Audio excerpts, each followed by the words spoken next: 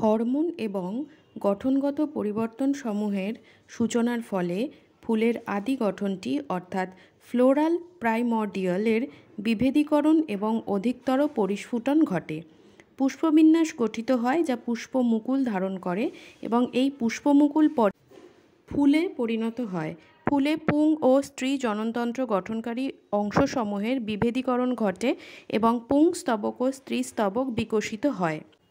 একটি আদর্শ পুংকেশরের দীর্ঘ এবং সরু বৃন্তটিকে পুংদণ্ড বলে এবং সাধারণত 2 খণ্ড বিশিষ্ট প্রান্তীয় গঠনটিকে পরাগধানী বলে। পুংদণ্ডের উৎপত্তিস্থলের নিকটবর্তী অংশটিকে পুষ্পাক্ষ বা ফুলের পাপড়ির সাথে যুক্ত থাকে। বিভিন্ন প্রজাতির ফুলে পুংকেশরের সংখ্যা এবং দৈর্ঘ্য বিভিন্ন হয়। আমরা দেখি যে বিভিন্ন প্রজাতির ক্ষেত্রে প্রতিটি থেকে একটি করে পুংকেশর সংগ্রহ করা হয় এবং সেগুলোকে যখন একটি স্লাইডের উপর সজ্জিত করা হয় তাহলে বিভিন্ন রকমের পুংকেশরের ব্যাপক আকারগত ভিন্নতা আমরা দেখতে পাই। একটি ডিসেক্টিং মাইক্রোস্কোপের সাহায্যে আমরা পুংকেশরের পর্যবেক্ষণ করলে আমরা বিভিন্ন ফুলে পরাগধানীর আকৃতি এবং সংযুক্তির বিস্তৃত ধরনকে ভালোভাবে বুঝতে পারব। একটি গুপ্তবীজী উদ্ভিদের আদর্শ পরাগধানী দ্বিখণ্ডক বিশিষ্ট হয় এবং প্রতিটি খণ্ডক আবার 2টি প্রকোষ্ঠ বিশিষ্ট হয়, অর্থাৎ এগুলো দ্বিপ্রকোষ্ঠ বিশিষ্ট। প্রায়শই একটি অনুদৈর্ঘ্য খাঁজ পরাগধানীর দৈর্ঘ্য বরাবর বিস্তৃত হয়ে প্রকোষ্ঠ দুটিকে পরস্পর থেকে পৃথক রাখে। একটি পরাগধানীর দ্বিখণ্ডক বিশিষ্ট গঠনটি প্রস্থচ্ছেদ খুব সুস্পষ্ট হয়। পরাগধানী একটি 4 পার্শ্ব বিশিষ্ট গঠন যা 4টি মাইক্রোস্পোরাঞ্জিয়া সমন্বিত হয়। মাইক্রোস্পোরাঞ্জিয়াগুলো পরাগধানীর কোণাগুলোতে অবস্থান করে। দ্বিখণ্ডক বিশিষ্ট পরাগধানীর প্রতিটি খণ্ডকে 2টি করে মাইক্রোস্পোরাঞ্জিয়া থাকে।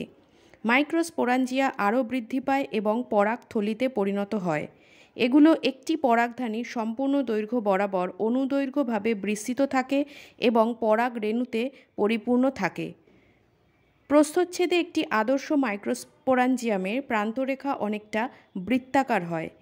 এটি সাধারণত 4টি প্রাচীর স্তর দ্বারা পরিবৃত থাকে, যথা এপিডার্মিস, এন্ডোথেসিয়াম, মধ্যস্তরসমূহ এবং টেপটাম।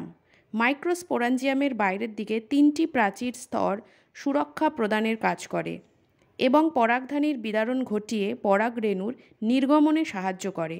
মাইক্রোস্পোরাঞ্জিয়ামের সবচেয়ে ভেতরের প্রাচীরের স্তরটি হল টেপটাম।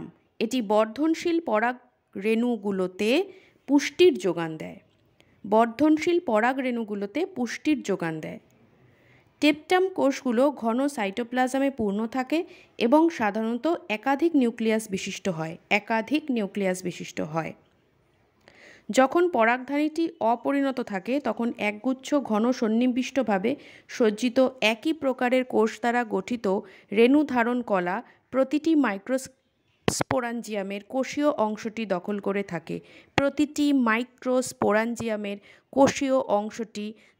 করে থাকে। পরাগধানীর বৃদ্ধির সাথে সাথে রেণুধারণ কলার কোষগুলো মিওসিস বিভাজন প্রক্রিয়ায় বিভাজিত হয়ে পুংরেণু চতুষ্টয় অর্থাৎ মাইক্রোস্পোর টেট্রাড গঠন করে। যেহেতু রেণুধারণ কলার প্রতিটি কোষ পুংরেণু মাইক্রোস্পোর টেট্রাড গঠনে সক্ষম, তাই রেণুধারণ কলার প্রত্যেক কোষই পরাগরেণু মাতৃকোষ এবং পুংরেণু মাতৃকোষ, পরাগরেণু মাতৃকোষ বা পুংরেণু মাতৃকোষ হওয়ার ক্ষমতা সম্পন্ন হয়। একটি পরাগরেণু মাতৃকোষ থেকে মিওসিসের মাধ্যমে পুংরেণু বা মাইক্রোস্পোর সৃষ্টির প্রক্রিয়াটিকে মাইক্রোস্পোরোজেনেসিস বলা হয়। পুংরেণুগুলো তৈরি হওয়ার সাথে সাথে এটি 4টি কোষের একটি থোকারূপে সজ্জিত থাকে। একে মাইক্রোস্পোর টেট্রাড বলে বা পুংরেণু চতুষ্টয় মাইক্রোস্পোর টেট্রাড বলা হয়। যখন পরাগধানীগুলো পরিণত ও শুষ্ক হয় তখন পুংরেণুগুলো পরস্পর থেকে পৃথক হয়ে যায় এবং পরাগরেণুতে পরিণত হয়। একটি মাইক্রোস্পোরাঞ্জিয়ামের ভেতরে বহু সশস্ত্র মাইক্রোস্পোর বা পুং রেণু গঠিত হয়, যেগুলো পরাগধানীর বিদারণের ফলে বাইরে নির্গত হয়। পরাগরেণু। পরাগরেণু পুংলিঙ্গধর দেহকে উপস্থাপন করে এবং আমরা হিবিস্কাস মানে জবা ফুলের বিদীর্ণ পরাগধানী যদি হাত দিয়ে ধরি, তাহলে যে হলুদ রঙের পাউডারের মতো জিনিসটি দেখতে পাই সেটাই হলো পরাগরেণু। এইবার এই জিনিসটাকে খুব ভালোভাবে বোঝা যায়, কারণ একটা কাচের স্লাইডের ওপর এক ফোঁটা জল নিয়ে যদি রেণুগুলোকে ছিটিয়ে দিই এবং অণুবীক্ষণ যন্ত্রের সাহায্যে দেখি, তাহলে আমরা দেখব যে বিভিন্ন ফুলের ক্ষেত্রে এই সংগৃহীত যে পরাগ রেণুগুলো, সেগুলো আকার, আকৃতি এবং বর্ণ সব কিছুতেই তারা আলাদা হয়। পরাগ রেণুগুলো সাধারণত গোলাকার ও প্রায় 25 থেকে 30 মাইক্রোমিটার ব্যাস বিশিষ্ট হয়। 25 থেকে 30 মাইক্রোমিটার। এতে একটি সুস্পষ্ট দ্বিস্তরী প্রাচীর রয়েছে। পরাগরেণুর কঠিন বহিত্বক বা এক্সাইন স্পোরোপোলেনিন দ্বারা গঠিত হয়। স্পোরোপোলেনিন দ্বারা গঠিত হয়। এটি উচ্চ তাপমাত্রা এবং তীব্র অ্যাসিড ও তীব্র ক্ষারীয় পরিবেশেও টিকে থাকতে পারে। এবং পরাগরেণুর বহিত্বক বা এক্সাইনে উপস্থিত সুস্পষ্ট ছিদ্রগুলোই হলো রেণুরন্ধ্র, যেখানে স্পোরোপোলেনিন অনুপস্থিত থাকছে। স্পোরোপোলেনিনের উপস্থিতির কারণেই পরাগরেণুগুলো জীবাশ্ম হিসাবে সুসংরক্ষিত থাকে। রেণু বহিত্বক বা এক্সাইনে খুবই আকর্ষণীয় কারুকার্য এবং নকশা দেখা যায়। পরাগরেণুর অন্তঃপ্রাচীরটিকে রেণু অন্তঃত্বক বা ইন্টাইন বলে। এটি সেলুলোজ এবং পেকটিন দ্বারা গঠিত একটি পাতলা ও নিরবিচ্ছিন্ন স্তর। পরাগরেণুর সাইটোপ্লাজম একটি প্লাজমা পর্দা দ্বারা পরিবৃত থাকে। পরাগরেণু পরিণত হলে এটি দুটি কোষ সমন্বিত হয়। কোষগুলি হলো অঙ্গজ কোষ এবং জেনারেটিভ কোষ। অঙ্গজ কোষটি তুলনামূলকভাবে বড়, পর্যাপ্ত সঞ্চিত খাদ্য সমন্বিত এবং একটি বৃহৎ অনিয়তাকৃতির নিউক্লিয়াস বিশিষ্ট হয়। জেনারেটিভ কোষটি ক্ষুদ্র এবং এটি অঙ্গজ কোষের সাইটোপ্লাজমে ভাসমান থাকে। এটি মাকু আকৃতি বিশিষ্ট এবং ঘন সাইটোপ্লাজমে পূর্ণ ও একটি নিউক্লিয়াস বিশিষ্ট হয়। 60%-এরও বেশি গুপ্তবীজী উদ্ভিদে পরাগরেণুর বিস্তার এই দ্বিকোষী অবস্থাতেই ঘটে। গুপ্তবীজী উদ্ভিদের বাদবাকি প্রজাতিগুলোতেও পরাগধানী থেকে পরাগরেণুর নির্গমনের পূর্বে জেনারেটিভ কোষটি মাইটোসিস প্রক্রিয়ায় বিভাজিত হয়ে দুটো পুং গ্যামেট সৃষ্টি করে। বহু প্রজাতির উদ্ভিদের পরাগরেণুগুলো বহু মানুষের কাছে মারাত্মক অ্যালার্জি এবং ব্রঙ্কাসের পীড়ার কারণ হয়ে দাঁড়ায়, যা প্রায়শই শ্বাসযন্ত্র সম্বন্ধীয় দীর্ঘস্থায়ী ব্যাধিগুলি যেমন শ্বাসকষ্ট, ব্রঙ্কাইটিস ইত্যাদি সৃষ্টি করে। পার্থেনিয়াম বা ক্যারটগ্রাস আমদানিকৃত গমের সাথে মিশ্রিত হয়ে ভারতবর্ষে এসেছিল এবং এই গাছগুলো এখন সর্বত্রই পাওয়া যায় এবং পরাগরেণু ঘটিত অ্যালার্জি সৃষ্টি করে। পরাগরেণুসমূহ পরিপোষক পদার্থ সমৃদ্ধ হয়। সাম্প্রতিক বছরগুলোতে সম্পূরক খাদ্য হিসাবে পরাগ ট্যাবলেটের ব্যবহার একটি ফ্যাশন হয়ে দাঁড়িয়েছে। পশ্চিমী দেশগুলোতে পরাগরেণু থেকে উৎপাদিত প্রচুর সংখ্যক পণ্য ট্যাবলেট এবং সিরাপ রূপে বাজারে খুব সহজেই পাওয়া যায় এবং এর দেখা হয় যে খাদ্য হিসাবে পরাগরেণুর ব্যবহার ক্রীড়াবিদ এবং দৌড়ে অংশগ্রহণ করে এমন ঘোড়ার কর্মদক্ষতা বৃদ্ধিতে সাহায্য করে। পরাগরেণুগুলোকে যদি নিষেক ক্রিয়ায় অংশগ্রহণ করতে হয়, তবে পরাগধানী থেকে নির্গত হওয়ার পরই কর্মদক্ষতা হারানোর পূর্বে এদের গর্ভমুণ্ডে পতিত হতে হবে। পরাগরেণুগুলো কতটা সময় পর্যন্ত তাদের কর্মক্ষমতা ধরে রাখতে পারে, সেগুলো কিন্তু এক একটি প্রজাতির ক্ষেত্রে এক এক রকম হয়ে থাকে। পরাগরেণুর কর্মক্ষম থাকার সময়কাল অত্যন্ত পরিবর্তনশীল এবং তা কিছুটা হলেও পরিবেশীয় তাপমাত্রা ও আর্দ্রতার উপর নির্ভরশীল।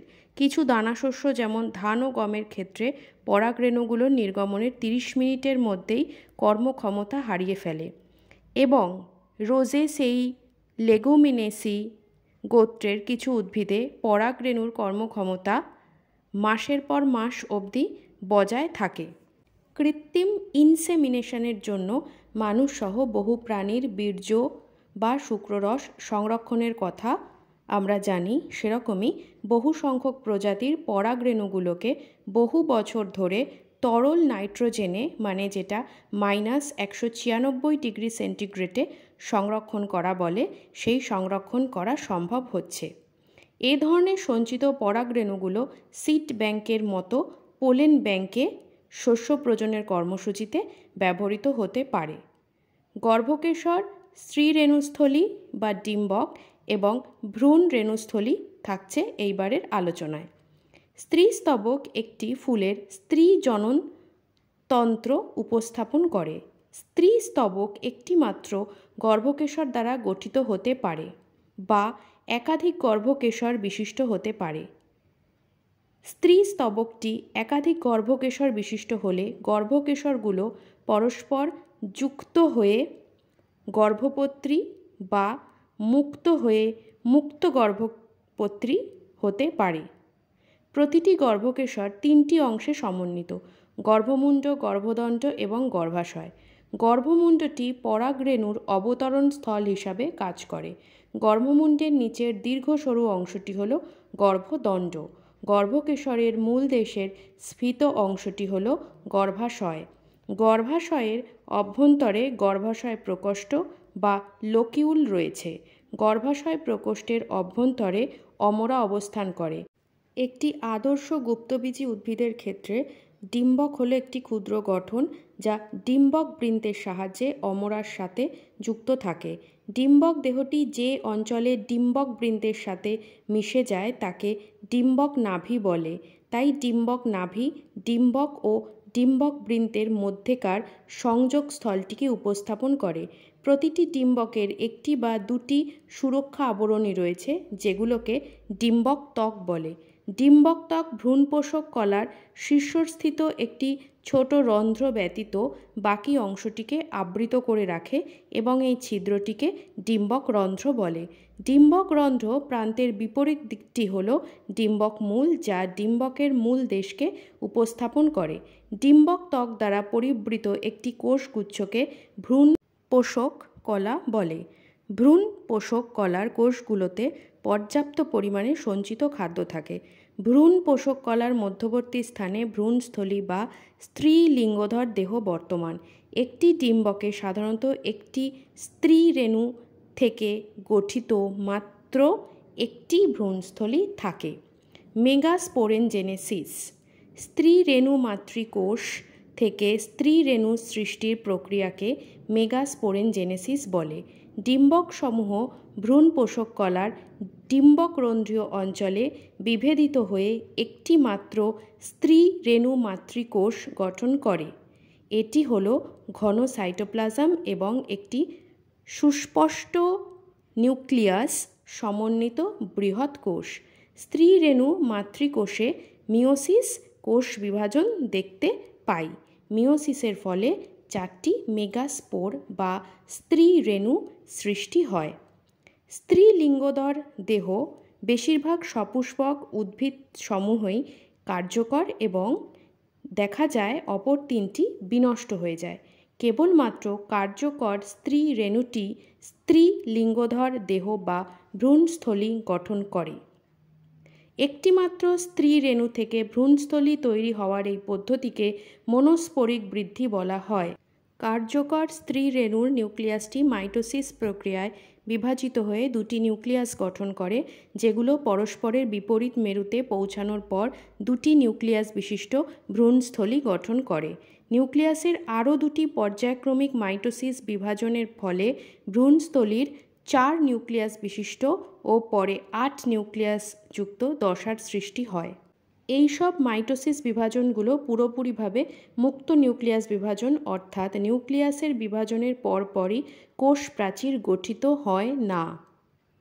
4 নিউক্লিয়াস বিশিষ্ট দশার পরই কোষ প্রাচীর গঠিত হওয়ায় একটি আদর্শ স্ত্রী লিঙ্গধর দেহ বা ভ্রূণস্থলীর সংগঠন তৈরি হয়। 8টি নিউক্লিয়াসের মধ্যে 6টি নিউক্লিয়াস কোষপ্রাচীর দ্বারা পরিবৃত্ত থাকে এবং কোষ গঠন করে। অবশিষ্ট 2টি নিউক্লিয়াস, যেগুলোকে পোলার নিউক্লিয়াস বলা হয়, তা গর্ভযন্ত্রের নিচে বৃহৎ কেন্দ্রীয় অংশটিতে অবস্থান করে।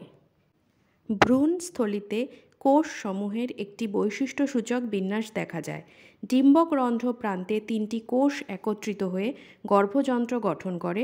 গর্ভযন্ত্রটি আবার 2টি সহকারী কোষ এবং একটি ডিম্বকোষ নিয়ে গঠিত হয়। ডিম্বক রন্ধ্রের শীর্ষভাগে সহকারী কোষগুলোতে বিশেষ কোষীয় স্থূলীকরণ দেখা যায়, যেগুলোকে ফিলিফর্ম অ্যাপারেটাস বলে, যা সহকারী কোষ অভিমুখে পরাগনালীর বৃদ্ধি পরিচালনায় গুরুত্বপূর্ণ ভূমিকা পালন করে। ডিম্বক মূল প্রান্তে উপস্থিত 3টি কোষকে প্রতিপাদ কোষ সমষ্টি বলে। বৃহৎ কেন্দ্রীয় কোষটিতে 2টি পোলার নিউক্লিয়াস রয়েছে, তাই গুপ্তবীজী উদ্ভিদের একটি আদর্শ ভ্রূণস্থলী পরিণত অবস্থায় 8টি নিউক্লিয়াস যুক্ত হলেও 7 কোষ বিশিষ্ট হয়।